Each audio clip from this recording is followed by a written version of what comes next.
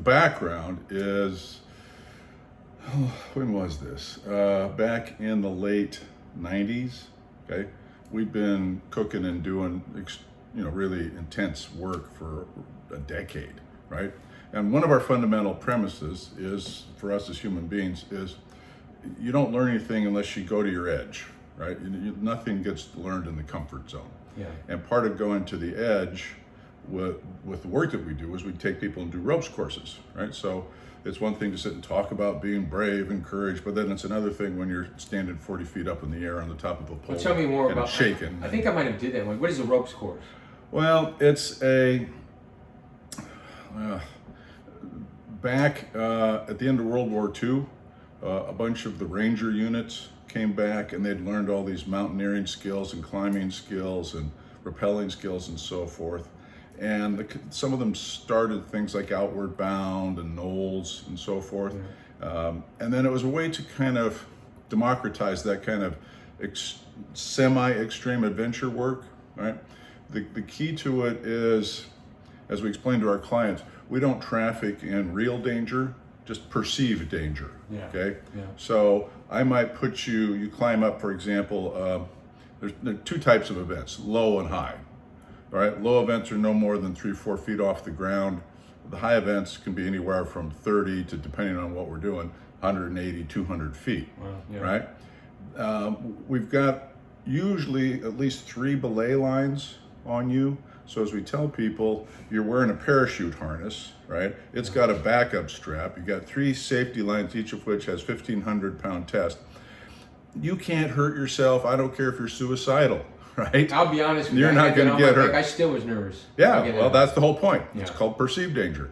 I want your body to have the experience of being afraid, but I don't want you to actually run any physical risk. That's why, so for example, people come to us and say, oh, we want to do river trips. Yeah, fine, have a good time. Yeah. Oh, we want to do firewalking. Yeah, knock yourself out. Okay, we only deal with perceived danger, right? People drown every year doing river trips. We don't even need to talk about the potential for firewalking. And I say that because I've done all these things. Well, I wanted to interject there because this is funny. This is just a few years back. I remember listening to the radio. They're talking about Tony Robbins was at a hotel and they had the people, and he'd been successful a number of times walking through the pools.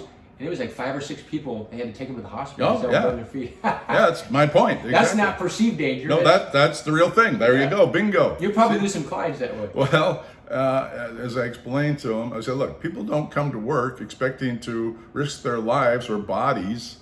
That's not part of the job description, right? Yeah. So we deal with perceived danger, and you get up in these events, and all the safety lines are back here behind you, so you can't see them. Yeah. Right? So once again, you're kind of having that experience of, oh Lord, I'm up here all by myself and all alone, and that's the whole point. Is okay. Now the challenge, as we tell people, is I don't actually care if you climb all the way up there and jump off and catch trapezes and do all that stuff. That's not the point. Yeah. The point is to get to where your body, or your mind at least, is screaming at you, say, no, no, no, I can't do anymore, no, no, no.